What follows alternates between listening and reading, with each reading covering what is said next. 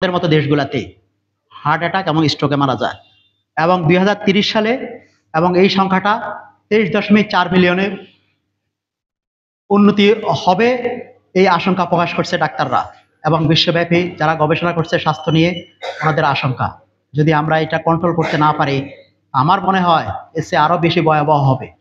আমরা দেখেছি আমাদের সমবয়সী অথবা আমাদের অনেক কম বয়সী এবং দেখা যায় সন্ধ্যার সময় কথা বলে গেছে সকালবেলা সে আর ঘুম থেকে উঠতে পারে নাই, কম বয়সী এবং স্কুল কলেজের আগে মনে করতাম যে হার্ট অ্যাটাক স্ট্রোক এটা হলো বয়স্কদের রোগ, কিন্তু আসলে এটা বয়স্কদের রোগ না, এখন এটা তরুণ যারা স্কুল কলেজে পড়াশোনা করে তারা কিন্তু আক্রান্ত হচ্ছে।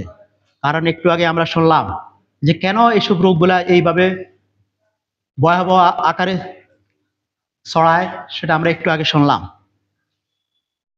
কেন? কারণ আমাদের অ্যাক্টিভিটিস কমে গেছে, আমরা ঘর থেকে বের হইতে চাই না সকালে সারাদিনে। আমরা সারাদিনে যারা বাচ্চারা আছে তাদের মোবাইল, আপনাদের ফ্যামিলিতে সবার ঘরে ছোট ছোট বাচ্চা আছে, দেখেন মোবাইলের কাছ থেকে ওদের কাছ থেকে দূরে সরানো খুবই মুশকিল। সারাক্ষণ মোবাইল নিয়ে টিপে টিপি করে, রাত্রেবেলা দেরি করে ঘুমায়, সকালবেলা দেরি করে ঘুম থেকে উঠে এবং স্কুলে যায়, সকালবেলা নাস্তা না করে স্কুলে যায় হয়তো অনেকেই, এবং আবার স্কুল শেষ করে আসে, আসার পরে দেখা যায় আবার খেলাধুলার সময় পায় না, আপনারা তাকে কোচিংয়ে পাঠান, জোর করে বিভিন্ন জায়গায় পাঠান। আমার মনে হয় এই জিনিসগুলো থেকে আমাদের একটু সচেতন হওয়া দরকার।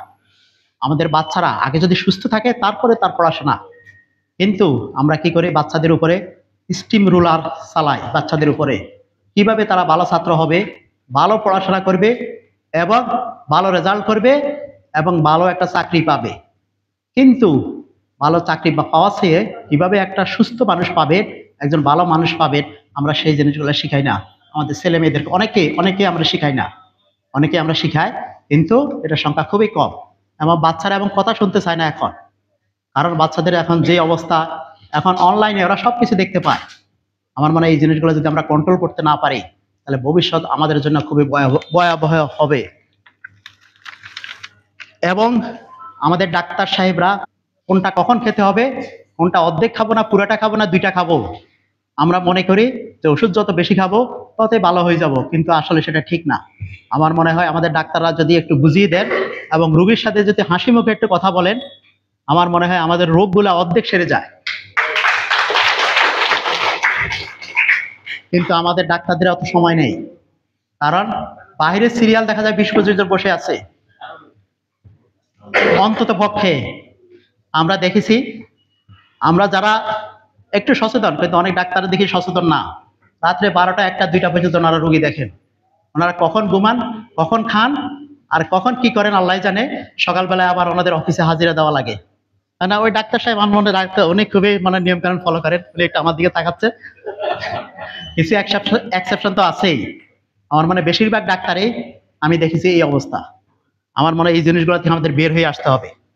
এবং আমাদের যে জিনিসগুলো বলা হয়েছে, হার্ট অ্যাটাক এবং স্ট্রোক, উচ্চ রক্তচাপ, আমরা জানি না আমাদের কতজনের উচ্চ রক্তচাপ আছে।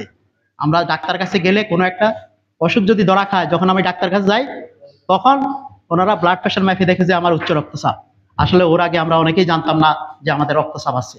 তো যেই জিনিসগুলা আমরা বৎসরে একবার অন্তত যাদের সমস্যা আছে তো ওনারা তো